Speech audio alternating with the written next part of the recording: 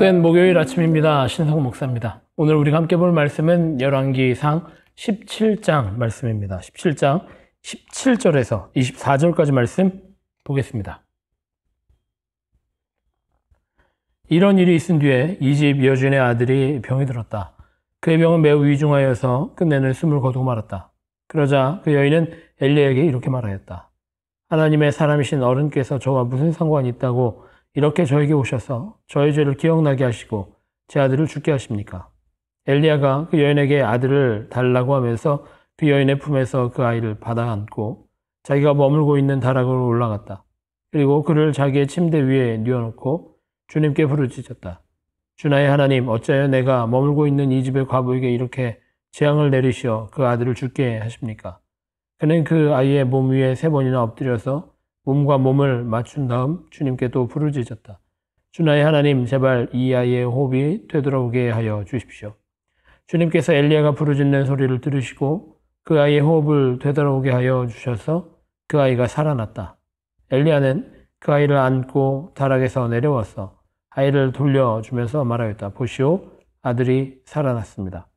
그 여인이 엘리야에게 말하였다. 이제야 저는 어른이 바로 하나님의 사람이시라는 것과 어른이 하시는 말씀은 참으로 주님의 말씀이라는 것을 알았습니다.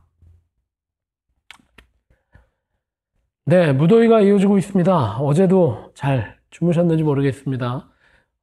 이렇게 더운 날씨에 기력이 많이 떨어질 수 있어요. 오늘 하루도 말씀이 주는 은혜의 풍성함으로 또 생명력으로 승리할 수 있는 모든 성도들 되셨으면 좋겠습니다. 오늘 우리가 보고 있는 말씀 열왕기상 17장 말씀인데 열왕기에서 가장 유명한 인물이 누굴까 생각해보면 솔로몬일까라고 대답할 수도 있지만 아닙니다. 대부분 열왕기상의 가장 중요한 인물은 엘리야일 것이다 라고 이야기합니다. 그 엘리야가 바로 열왕기상 17장에서부터 등장하기 시작합니다. 북이스라엘의 가뭄과 함께 시작되는 엘리야의 여정, 또 엘리야의 등장과 함께 시작되는 북이스라엘의 가뭄은 북이스라엘을 무척 괴롭게 하였습니다. 가뭄이 온다라고 하는 것은 비만 내리지 않는 것이 아니라 모든 산업활동, 농업활동, 먹고 살 거리가 없어진다라는 거죠. 오늘 말씀에 나오는 그 사르밧 과부의 가족도 예외는 아니었습니다. 이제 먹을 것이 다 떨어져 가고 식량의 항아리가 다 비워져 가고 있는 상황에서 엘리야를 만났고 엘리야는 그 남아있는 식량을 자신을 위해 요리해 줄 것을 요청합니다. 사르밧 과부는 요리해서 엘리야에게 주었습니다. 참 의아한 부분이죠. 먹고 죽기로 결정한 그 음식을 엘리야에게 양보한 것이죠. 그랬더니 놀라운 일이 벌어집니다. 그 집에 양식이 떨어지지 않게 되었고 식량의 항아리, 밀가루와 기름이 떨어지지 않게 되었다라고 오늘 17장은 기록하고 있습니다. 여기서 끝나면 해피엔딩이죠. 하지만 이 집의 가장 중요한 보물, 과부의 아들이 병들어 죽게 되었습니다.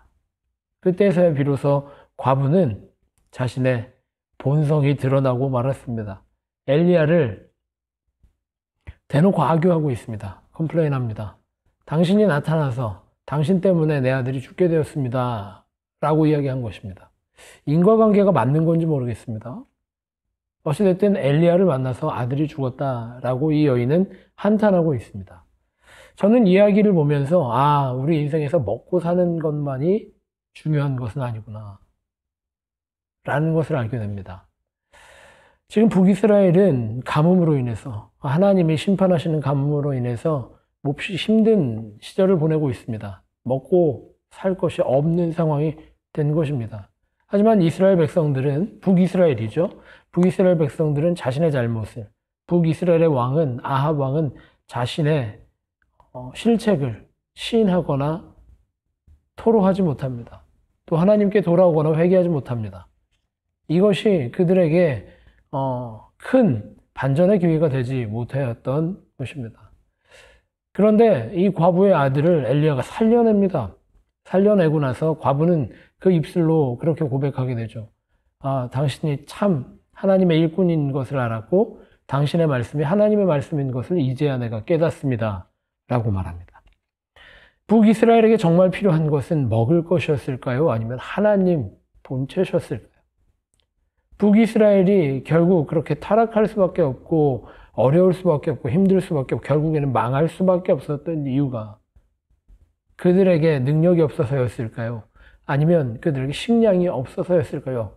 아니면 그들에게 군대가 약했기 때문이었을까요? 오늘 열왕기상 기자는 아주 정확하게 이 사르밧 과부의 이야기를 통해서 이야기합니다. 북이스라엘이 망한 것은 하나님을 알지 못했기 때문이다. 하나님의 말씀을 듣지 못했기 때문이고 하나님을 만나지 못했기 때문이다. 사르밧 과부는 참 다행입니다. 아들의 죽음과 또 다시 살아나는 기적을 통해서 하나님을 경험하게 되었고 하나님을 인정하게 되었고 하나님을 의지할 수 있게 되었기 때문입니다.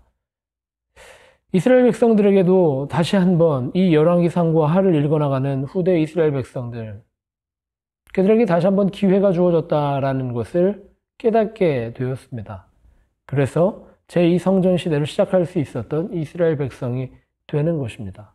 그들에게 정말 필요한 것은 뛰어난 군대, 또 풍성한 식량이었던 것이 아니라 이스라엘 자체 되시는 하나님을 시인하고 인정하는 것, 또 그리고 그 하나님께 영광 돌려드리고 의지하는 것, 그것이 이스라엘이 이스라엘 될 수 있었던 방법, 유일한 생명의 길이었다라는 것을 오늘 사르밧 과부와 엘리야의 이야기를 통해서 우리가 깨닫게 됩니다.